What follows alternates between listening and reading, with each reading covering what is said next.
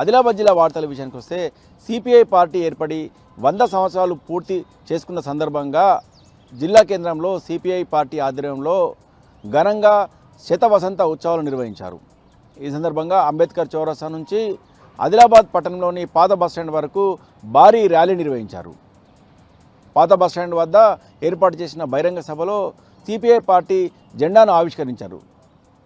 అనంతరం సిపిఐ పార్టీకి చెందిన సీనియర్ నాయకులను సన్మానించారు.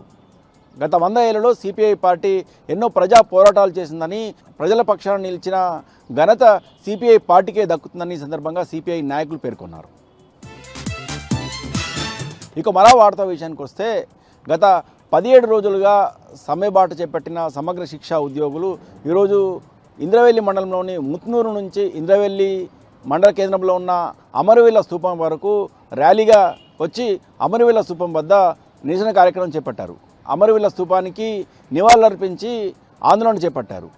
ఈ సందర్భంగా సమగ్ర శిక్ష ఉద్యోగులు మాట్లాడుతూ తమను గత సంవత్సర కాలంగా ప్రభుత్వం ఏమాత్రం పట్టించుకోవడం లేదని, తమ అధికారంలోకి రాగానే ఖచ్చితంగా రెగ్యులర్ చేస్తామని, తమ వేతనాలు పెంచుతామని చెప్పిన ముఖ్యమంత్రి రేవంత్ రెడ్డి తమ సమస్యల పట్ల నిర్లక్ష్యం వహిస్తున్నాడని, అందుకే తాము ఆందోళన చేస్తున్నామని ఇప్పటికైనా ప్రభుత్వం వెంటనే స్పందించి తమ సమస్యలను పరిష్కరించాలని సమగ్ర శిక్ష ఉద్యోగులు డిమాండ్ చేశారు. ఇక నిర్మల్ జిల్లా వార్తల విషయానికి వస్తే నిర్మల్ జిల్లా కేంద్రంలోని ఆర్డీఓ కార్యాలయం ఎదుట గత 17 రోజులుగా సమ్మెబాట చేపట్టిన సమగ్ర శిక్ష ఉద్యోగులు ఈరోజు వినూత్న రీతిలో తమ నిరసన వ్యక్తం చేశారు. రోడ్డుపై భిక్షాటన చేస్తూ సమగ్ర శిక్ష ఉద్యోగులు తమ నిరసన వ్యక్తం చేశారు.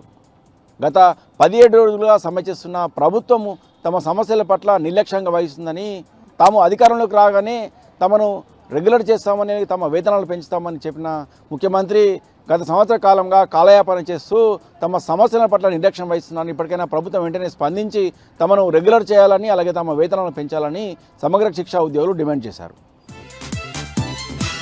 ఇక మరో వార్తా విషయానికి వస్తే చెత్త సేకరించే వాహనంలో ఒక శిశువు మృతదేహం లభ్యం కావడం పట్టణంలో కలకలం రేపింది.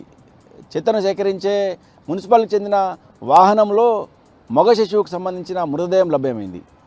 వెంటనే స్థానికులు పోలీసులకు సమాచారం అందించడంతో పోలీసులు కేసు నమోదు చేసుకుని దర్యాప్తు చేస్తున్నారు.